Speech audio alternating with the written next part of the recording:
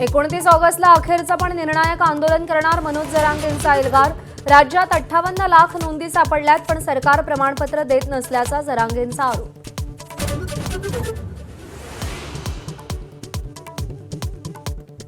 शेतकऱ्यांनी काळजी करू नये, कर्जमाफी होणार। 17 लाख शेतकऱ्यांची यादी जाहीर केली आहे। 5 लाख शेतकऱ्यांची यादी अपडेट झाली आहे। सहकार मंत्री बाबासाहेब पाटील यांची माहिती।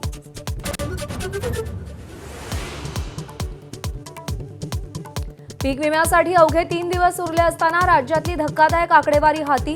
गेल्या वर्षीच्या तुलनेत 9 लाखाहून अधिक शेतकऱ्यांची पाठ। जोखमीचे 5 ट्रिगर्स वगळल्यामुळे नाराजी।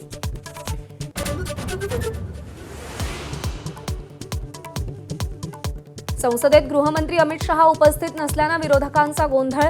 गृहमंत्री संसदेत या, राज्यसभा आणि लोकसभेत विरोधकांची जोरदार घोषणाबाजी।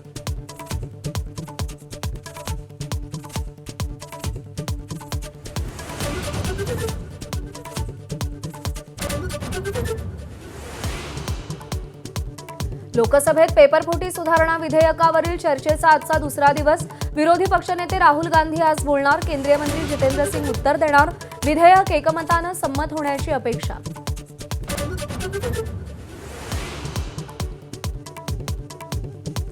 मुंबई महानगरपालिकेची उधळपट्टी। 6 महिन्यांपूर्वी खरेदी केलेल्या स्कॉर्पिओ ऐवजी आता महागड्या इनोव्हा क्रिस्टा घेण्याचा प्रस्ताव।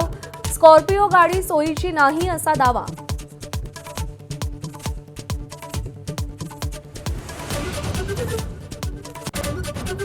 नीटच्या फेरपरीक्षेचाही पेपर फुटल्याच्या बातम्या समोर आल्या। रोहित पवारांचा दावा, तपास यंत्रणांनी खुलासा करावा आणि दबाव झुगारून रॅकेट उघड करावं अशी मागणी।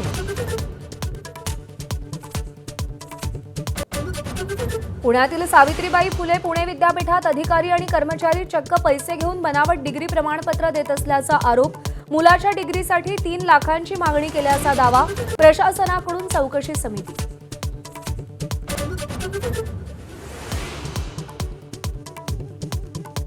पर्यावरणीय मंजुरीशिवाय प्रकल्पांना मंजुरी नको, सुप्रीम कोर्टानं स्पष्ट केलं। प्रकल्प मंजूर करून पर्यावरणीय मंजुरींसाठी येऊ नका, कोर्टाचे आदेश।